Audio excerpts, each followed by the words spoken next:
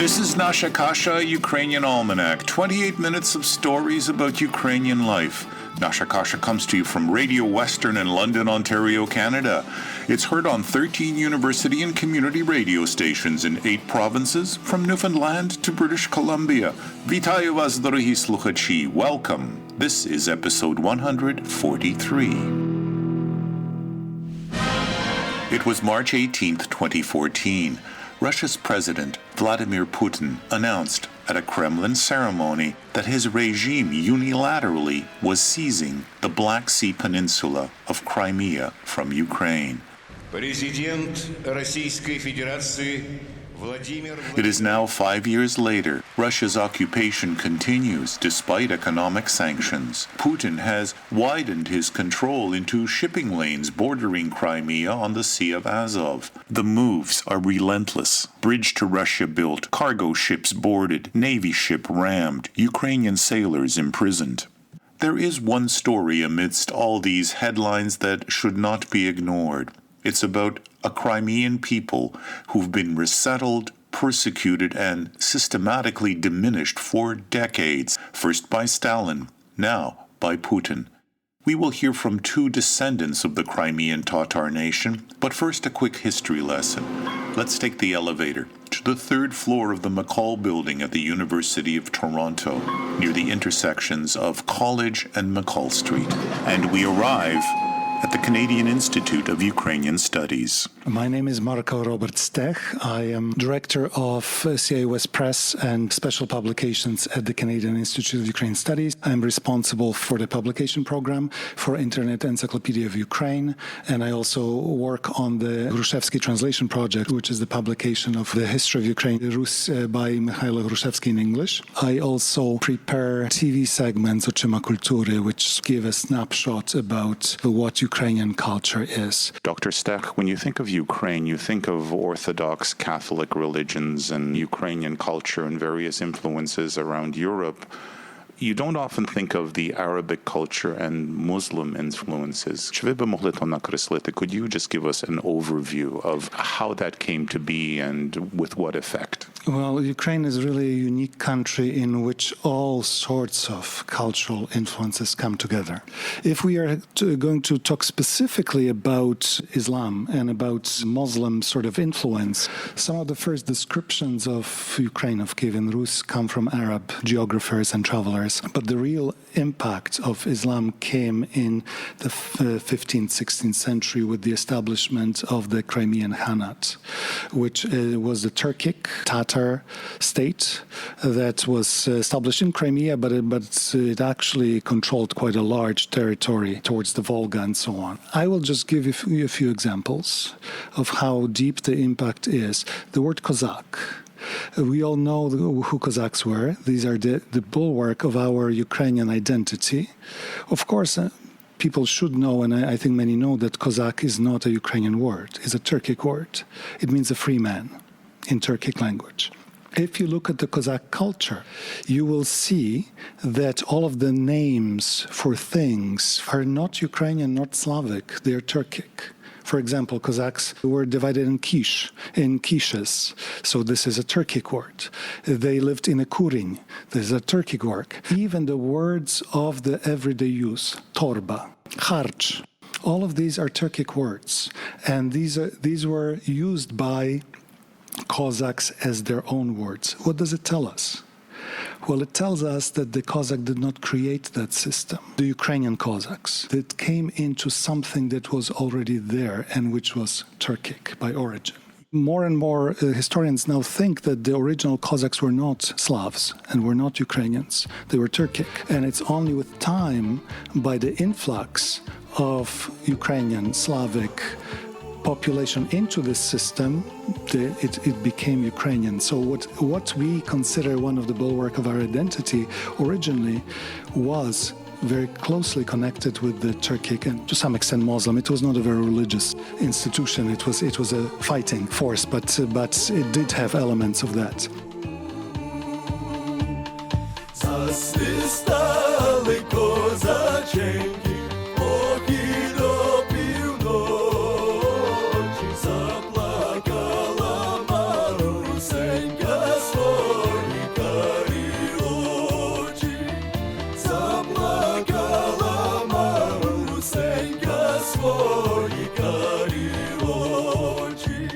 If you look at the Cossack dress, this is not a European dress, sharavare and the shirts. It is taken from the tradition of the Central Asia and Turkic nations. Much of what Cossacks represent is not Slavic. It is already has the very core of other culture, which is to a large extent Muslim and Turkic.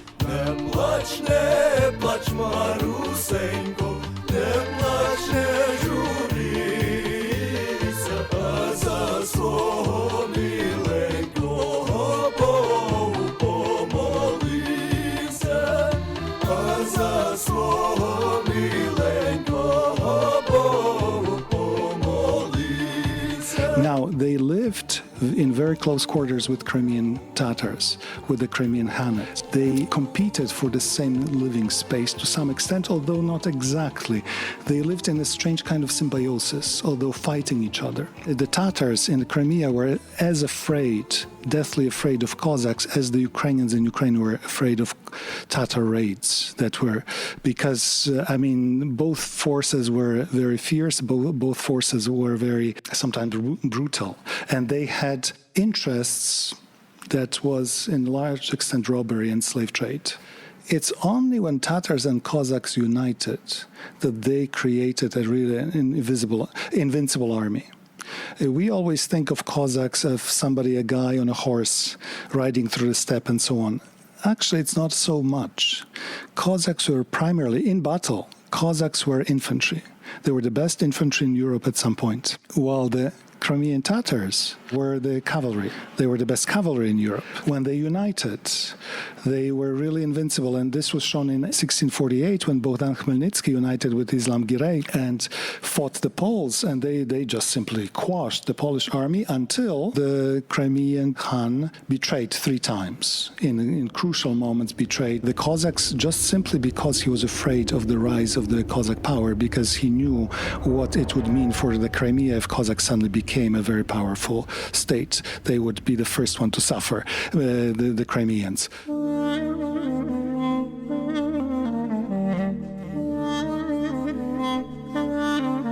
We normally think of Crimea and the Crimean Tatars and Crimean Hanat as a state that was warring with the Cossacks, the constant sort of difficult political relations, but it was a very vibrant cultural center. Many of the philosophers of the Ottoman Empire of the 17th, 18th century, the leading ones, were from the Crimea or from the steppes of Ukraine. And to me, this is part of my culture. I consider this to be, for example, people like Ibrahim al-Kirimi or Ahmad al-Kirimi, Ibrahim ab-Akermani. We don't know them, but they were the major figures in the Islamic philosophy. What is the residue of what they said? Both al-Kirimis were Sufi. Sufi is a mystical trend which is primarily in Islam, but not only in Islam. Well, the Sufis say that they are the essence of all religions. Whatever is the essence of Christianity is Sufi. What makes religion alive, they call it Sufi. For example, Thomas Aquinas and St. Augustine says that Christianity existed much before the time when Christ appeared on earth. This is the very, very much Sufi idea, that there is a certain unity to all religions that predates any of the organizational structures. In the 20th century, when the question of a modern national identity and modern state identity came into, because when we talk about 16th, 17th century, we talk more of a religious identity than of a national identity. Here it is slowly a strong feeling of cooperation develops between the Crimean Tatars and Ukrainians, and especially on the Crimean Tatar side. Crimean Tatars understood very clearly at the end of the 19th century, beginning of the 20th century, that they can survive and flourish in Ukraine, but they cannot in Russia. And the history showed it very, very, very clearly. And when there was a revolution in 1917, 1918, an independent, autonomous Crimean state was created at that time. It was overrun by the Bolsheviks. Then it was claimed by Ukrainian National Republic, and Petro Bolbochan had this phenomenal raid into Crimea and pushed out the Reds completely. Crimean Tatars greeted him with flowers. The same when Hetman Pavlo Skoropadsky was the head of Ukrainian state. Crimean Tatars wanted to be with Ukraine because they saw this as a place of safety, as a place of possible development, while they saw that Russia will only bring destruction. The Reds came back.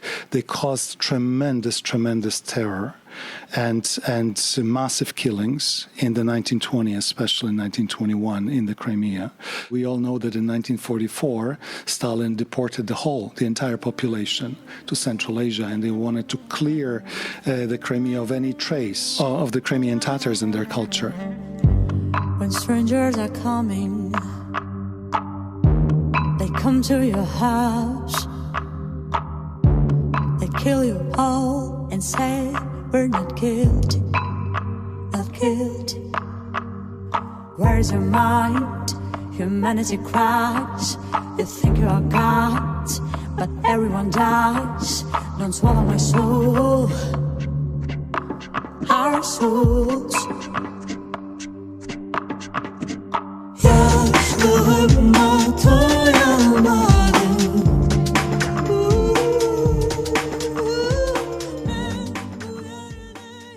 And when the independent Ukraine happened, it was the chance for the Crimean Tatars to return, and they started to return in large numbers and established their own community. But unfortunately, 2014 came about, the invasion by Russia, and now, unfortunately, Crimean Tatars are probably the most targeted group for persecution by the Russian authorities.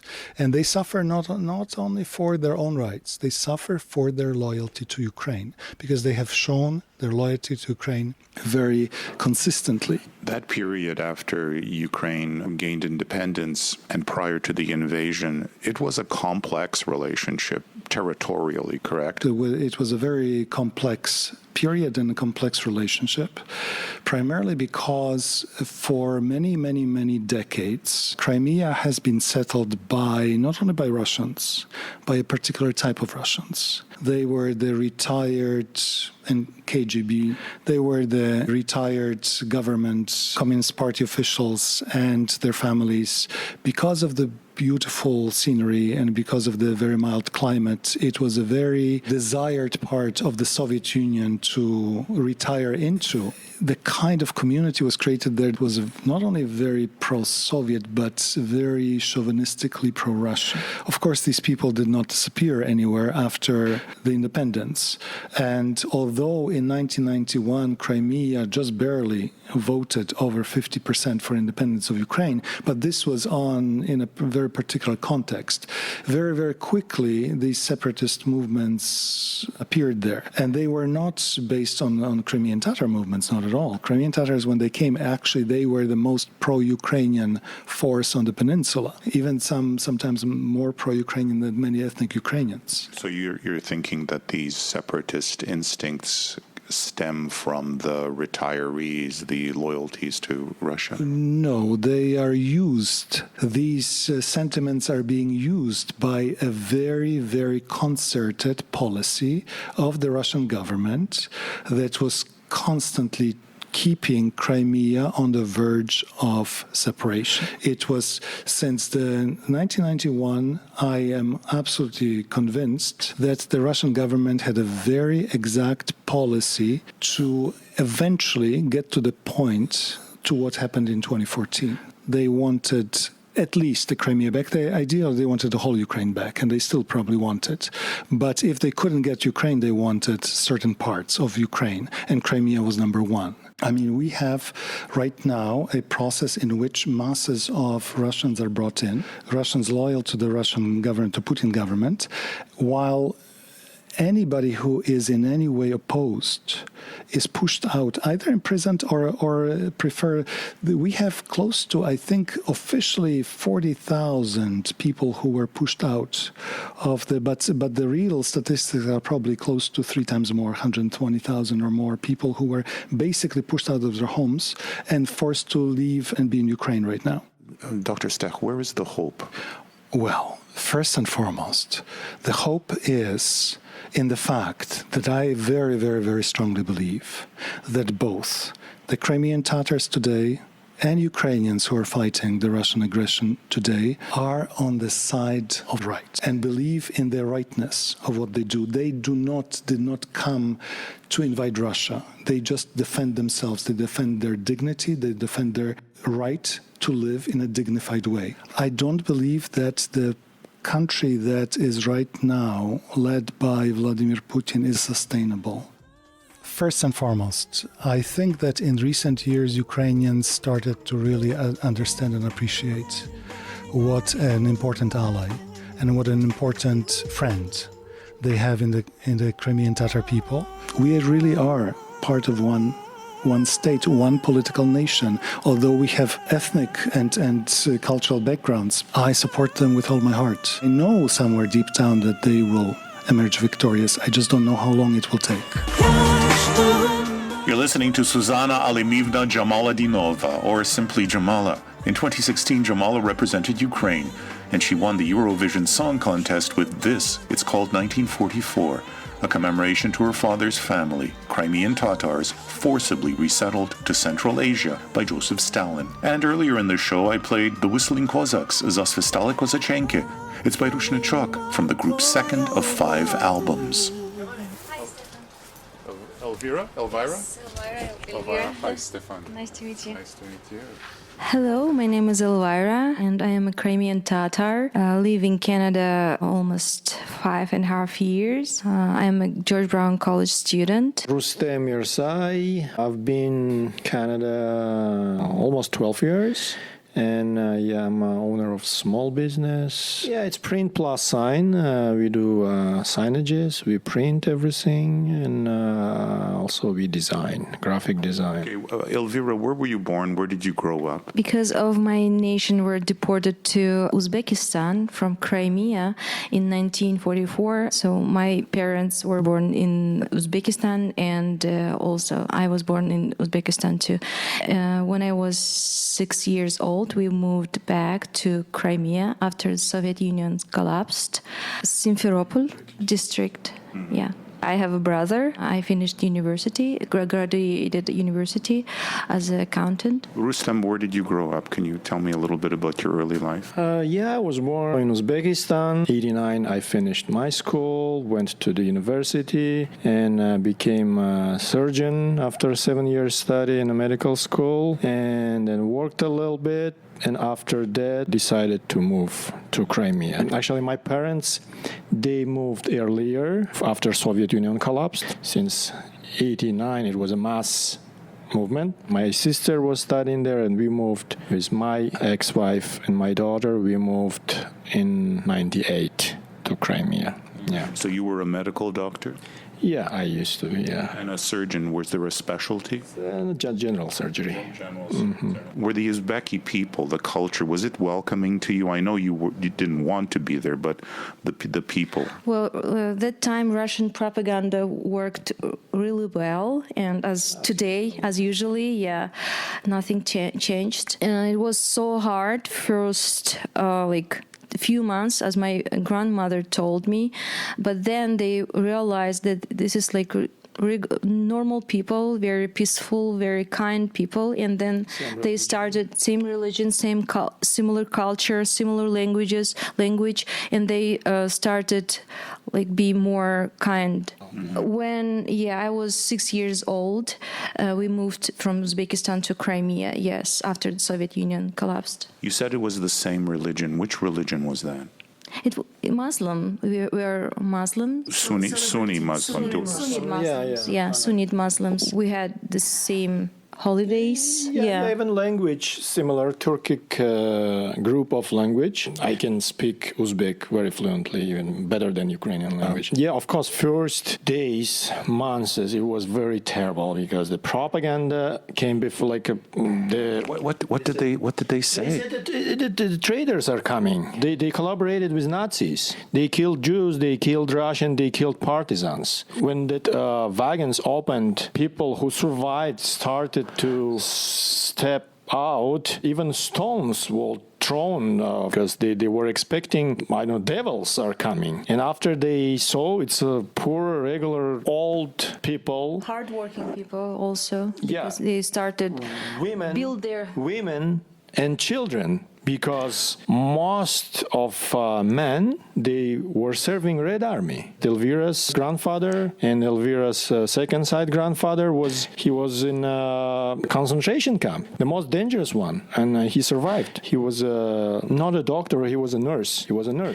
And the Germans didn't kill him because they want him to care about the other people in the camp. And he survived 3 camps. And moving in end of May, moving to the Asia, when it's over 30 already, people started to die from the sun, and then malaria and other disease, stomach disease, dirty water. Almost 40% of population died first month. So we count it as a genocide. It's genocide of Crimean Tatar nation. By the Soviet. By the Soviet Union, by the Stalin. By the Stalin. It's accepted by Ukrainian government now. May 18 is officially deportation of Crimean Tatars, and it's a genocide. It's quite a statement that you, the descendants of these people who stepped off these rail cars and were discriminated against and nearly destroyed, that you rose to become an accountant and a surgeon. Can you just reflect on that? My father was 3 months, was 1 year old, and my mother was 3 months old. They were born in Crimea. And of course they went to school, but the government didn't accept Crimean Tatars to the major universities. Not political science, no medicine, no historical. Even teachers, yeah. And this was the Soviet government, the government of the people. Of course, it's Soviet. Soviet are the same, same Soviet governments were in each of 15 republics, but it was Uzbek, Kazakh. So how did you, their son, become a surgeon? It's after so many years, it was a national movement for freedom and for returning back. Many of Crimean Tatars went to Moscow to protest. It was the only active manifestations and rallies in Soviet Union, together with Jewish people who wanted to move to Israel. And we wanted to move to our homeland, Crimea. They said, okay, you are good now, you are not traitors. So we made a mistake. But they didn't allow us go back. It was 69 or something that law came out from the government, but when people started go back to Crimea, they kicked them out again. So thousands of families kicked out. They were coming, buying the house. So it was these protests by these brave Crimean Tatars in Moscow that allowed you to then enter university. Yeah, I agree. Yeah, little by little, it made them softer. So it's 1991. Ukraine becomes independent. You are allowed back to Crimea. Yeah. It was a complicated time. It wasn't easy for you then either, or was it, Elvira? It was so hard because people couldn't buy even houses. Again, the propaganda worked really well. People didn't want to sell houses to Crimean Tatars. But now you're dealing with the so-called Ukrainian government, and nothing changed, or? Russian influence was so powerful. The local governments didn't allow us to settle. My experience when I came, it was already in 98, and I couldn't find a job. Even in how we call it, polyclinica. Yeah, not in a clinic, just to be a family doctor. And we started some small businesses with my brother, and then little by little I changed my field to the design. I opened a small business there in Moscow. I became a designer there, interior designer, and I did restaurants, bars, and it was very successful time there. But you came to Crimea. It was the Ukrainian government. There was still discrimination, and these were Ukrainian people. Why are you friendly toward the Ukrainian people? You were.